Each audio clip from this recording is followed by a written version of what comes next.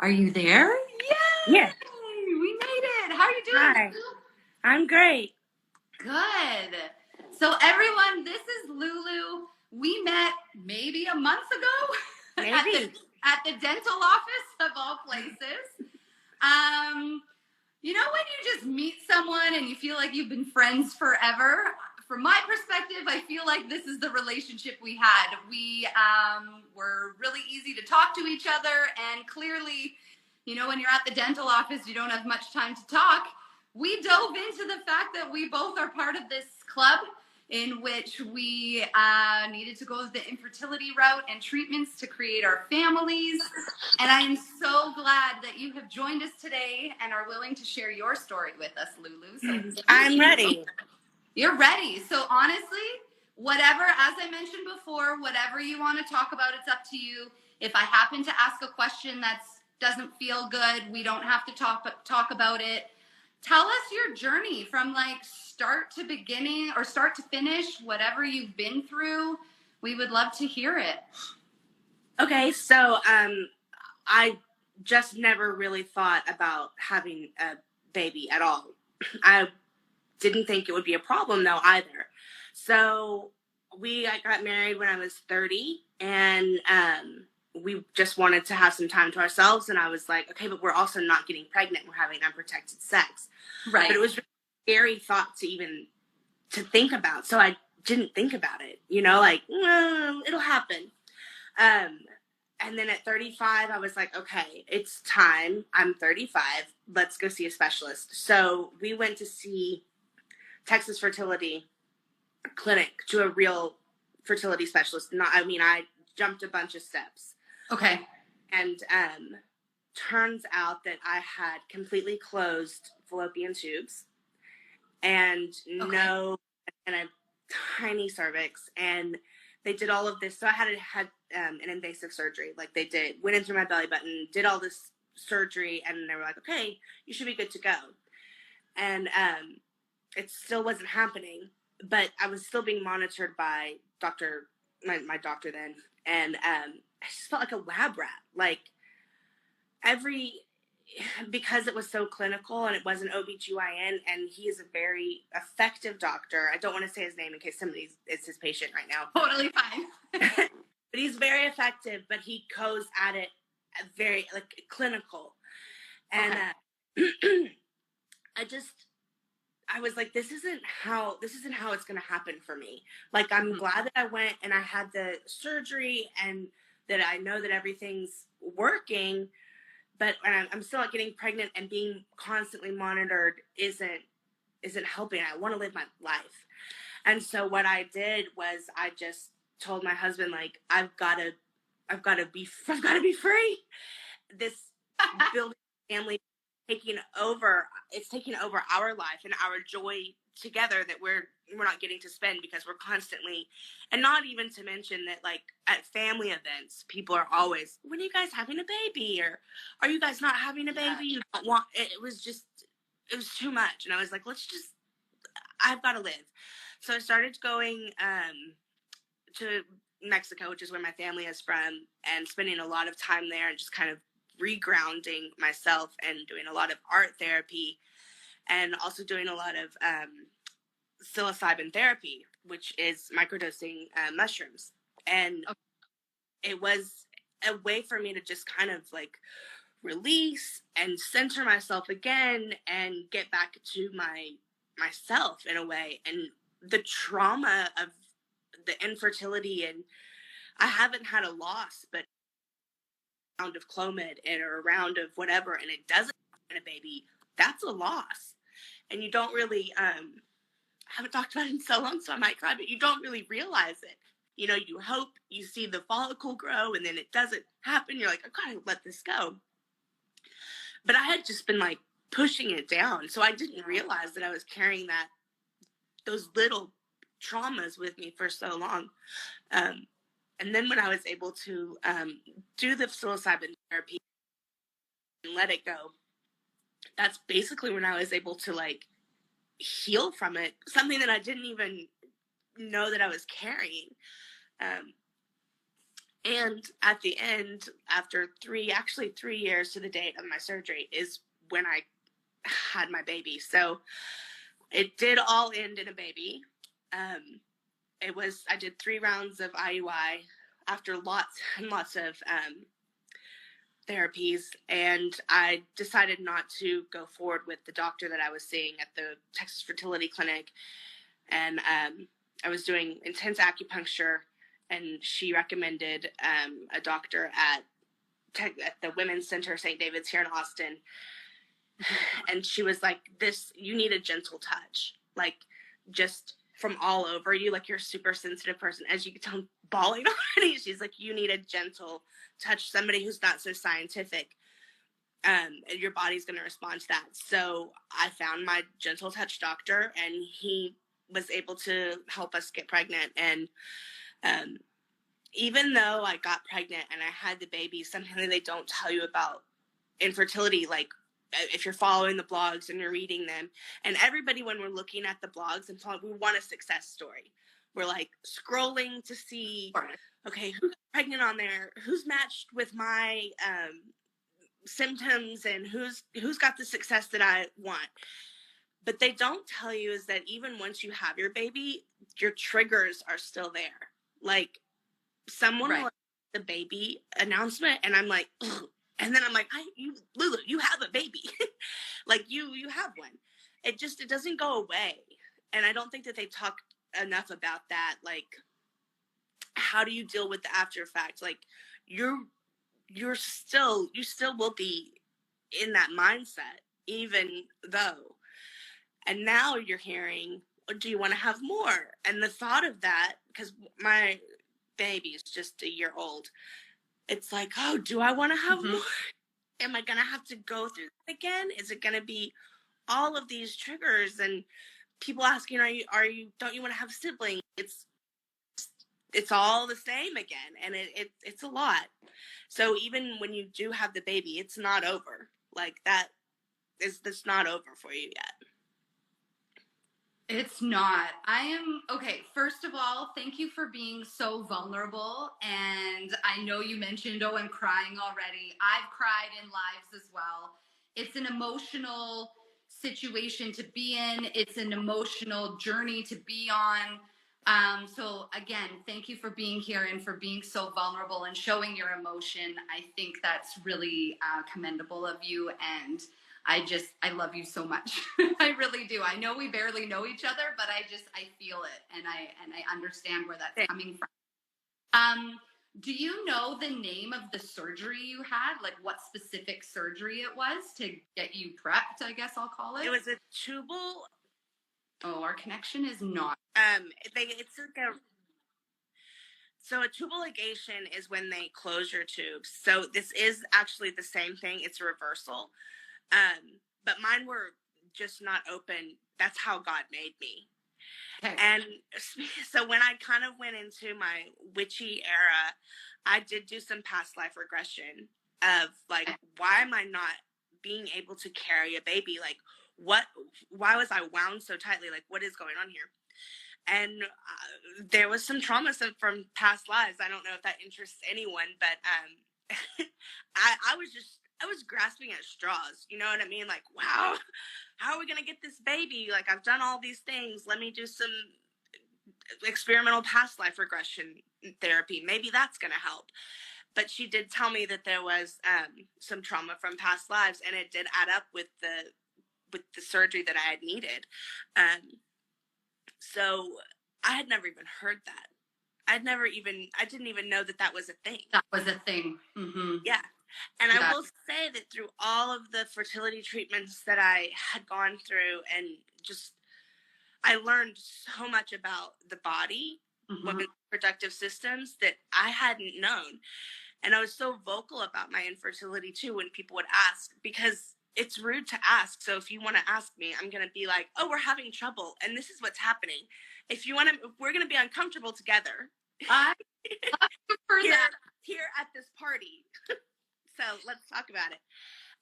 But when I would talk to women, they had no idea like what a miracle a life really is, because it's really about 12 hours out of a day that a woman can actually get pregnant. I mean, you hear about, well, when I grew up, it was you were going to get pregnant no matter what.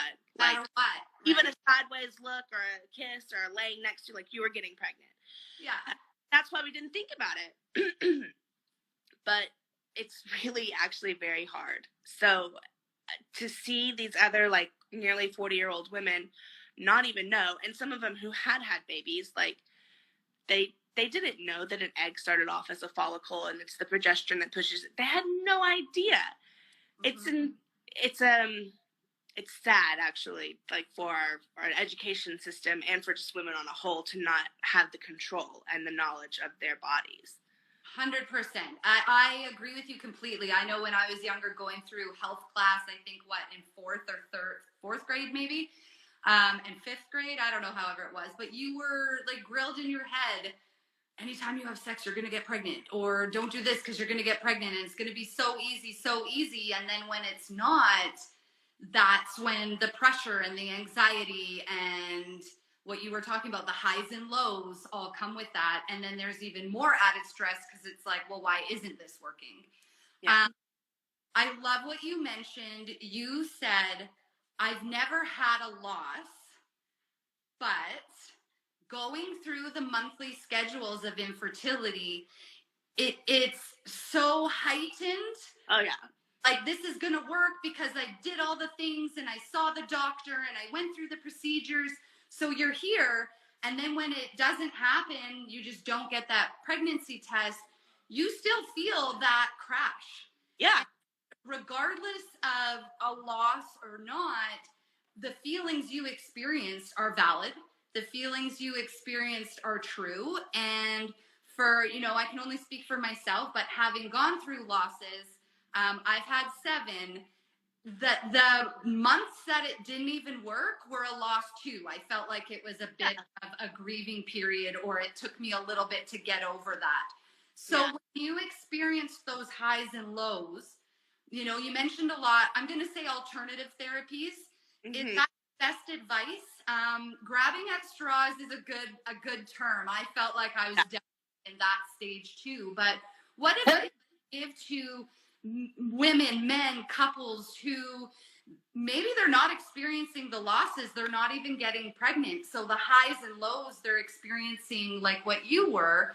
What do you advise people to do in those situations? How do you help motivate people through that?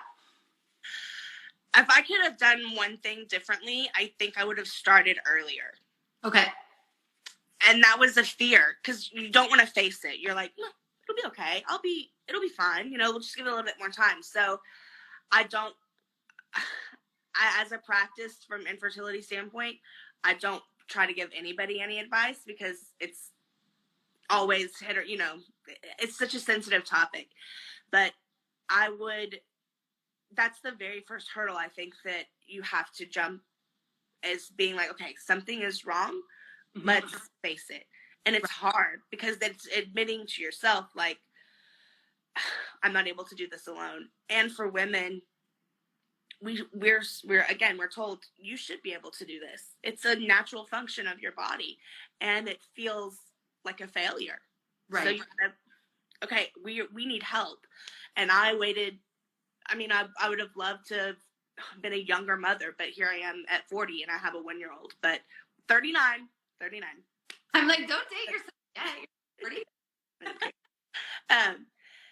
I would have, liked to start a little sooner, but who knows if I would have been able to, go down those paths and learn more about myself. I don't know, but that's the advice. Like, if you feel like something isn't right and you've been trying for as long as you can, go to a fertility specialist. And honestly, I tell all of my girlfriends now, even if you aren't trying to have a baby, go to a fertility specialist. If your periods are off, if you don't even know that you're ovulating right, like, go see someone. Something could be seriously wrong. And because we're not in tune to our bodies anymore, and we don't have very good sexual education, we don't know. We don't know what the signs are to look for. So whether or not you're trying to conceive or not, getting an update on your reproductive health, because those organs, If you don't use them, you lose them. You know, they're very sensitive. Like, go get a checkup on them beyond your OBGYN. That's my advice to all women. I love that. And I could have used that advice. Where were you like 10 years ago? No, I'm kidding.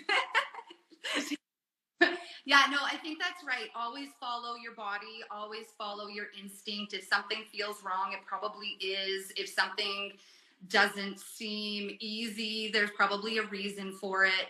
Now, this might be a weird question. I'm not sure if you'll be able to answer it, but you had mentioned for you, you had a diagnosis. Your tubes essentially weren't open.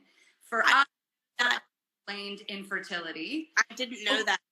And oh, you my doctor was a surgeon, and like I said, he was like, let's go in there. Let's okay. Poke around. And I was like, okay. I was down. I was like, we're going to find out what is going on. We're going to get okay. So Did when it start like an exploratory surgery then? Just to kind of check out what was up? Yeah. Oh, okay. So then he came and told you that your tubes are blocked. I mean, okay, and I'm just trying to parallel mine. We were unexplained infertility, and I caught myself on several occasions saying, this would be easier if I at least had a diagnosis. Yeah. This is unexplained. So, like, what the heck is this? I don't, because you had a diagnosis, did that ease pressure off of you a little bit? Did that make things surgery happen? Or hope? Excuse me, I just need to grab some water. I had this, and they he came back into the room and he told my mom, she was there, and he was like, her fallopian tubes were completely closed, so we opened them, and she also had a avocado-sized cyst that we removed. I was like, okay, so that's it. That's it. We're good. We're gonna have a baby next month, and then it was 3 years later. So for those 3 years, I thought I had ticked every box. I had done what I needed to do. I had the surgery. I was taking the pills, and it still wasn't happening. So then I was unexplained. It was like, they literally, like, you're spit clean down there. Like, you're in really good shape, more than most women. You don't have any cysts. Like, you're good to go. And then when it still wasn't happening, that's when I got a little cuckoo.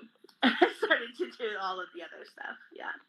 So I'm going to we didn't get into this the first time we met, but I'm going to say take the cuckoo aside because there is absolutely no judgment. And when you're in this situation, you literally do anything humanly possible that you can to get what you want. And, if it means alternative therapies, I saw a medium. And the medium is what helped us over the loss of our daughter, or helped me, I should say. So I completely understand you looking for things. I did acupuncture as well. When you're in the infertility realm and you're going through, I call it a conveyor belt, and you're just going through the processes and the motions and the meds and the this, it feels very clinical, like you said. It's completely clinical. The love is gone. You're told when and how, like when to have sex with your partner. The love is gone. So do you, you also mentioned doctors.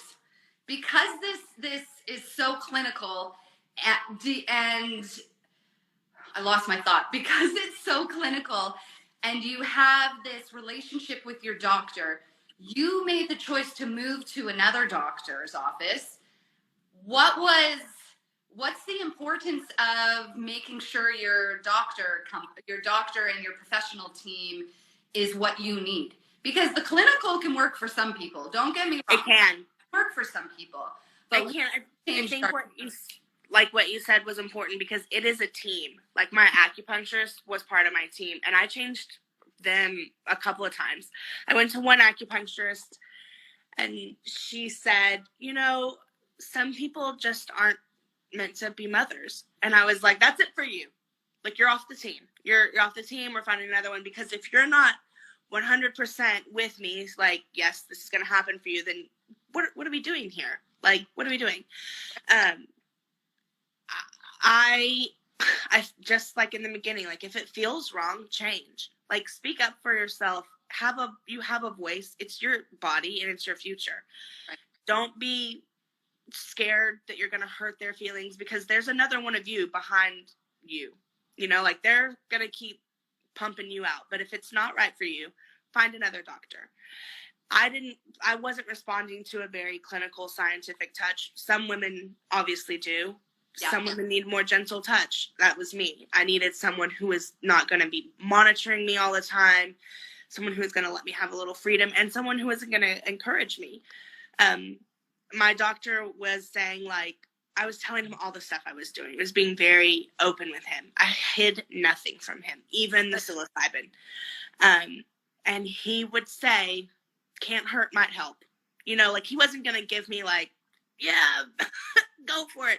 But he was saying like, if it's going to keep your spirits up and it's going to keep your hope alive that this is going to happen, that is actually a lot of it. Like we need you to feel hopeful for this to keep going and for you to keep going if it's what you want.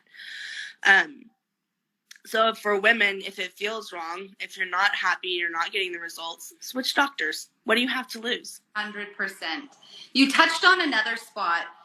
Not only is infertility and going through treatments a physical marathon, it's a mental marathon. Yeah. And how can you mentally prepare for it? Or what are some things that you can advise to keep couples sane during treatments? Or I guess you just have to dive in and see what works for you. Obviously, journeys are all different, but you seem to have a really good grasp on mental and physical capacity. So how do you make sure the mental's in check? I was really honest with myself, and also my partner there was no pressure. I think a lot of couples don't really feel like they're a family yet until they have a baby. And he would always be like, we're fine. You know, like we're fine. And we can still have fun, and to focus on the two of you, like we're okay. Yeah. We're not any less of a family than, you know, everybody else. So that was important. But also, like, I didn't realize, like, your husband or your partner, whoever you're choosing to have a family with, and your losses, they're experiencing them too. Mm-hmm. I didn't really check in on. I was like, this is happening to me and to me only. Hindsight, maybe I could have checked in a little bit more, and been like, are you okay? But every time I did, he was just strong and stoic, and maybe that's not really how he was feeling, but that's how he was for me, and that worked. That was important for me. Just to know that, like, to reinforce the life that you're already living as a couple, that's okay. Mm-hmm. Like, we're not more or less. I know that we want this, and we're going to keep trying, but we're not less of a family or less of, like, in love because it's not happening. So right. That was really reassuring to me. That's huge. That's good. Partner support. And mm-hmm. I love what you said, because typically when it's, again, speaking from perspective, it's the woman's body. It's happening to us. So it's very easy for the focus to be on us always. Check in on your partners. I love that. Check in on your partners, because you never know how they're experiencing it. I think my husband was the same as your partner, that he seemed so stoic and okay. And it wasn't until I think a year after we lost our daughter that he opened up and was just like, I can't do this anymore. You know, so you need to, you're right, keep the conversations going, make sure you're still in check.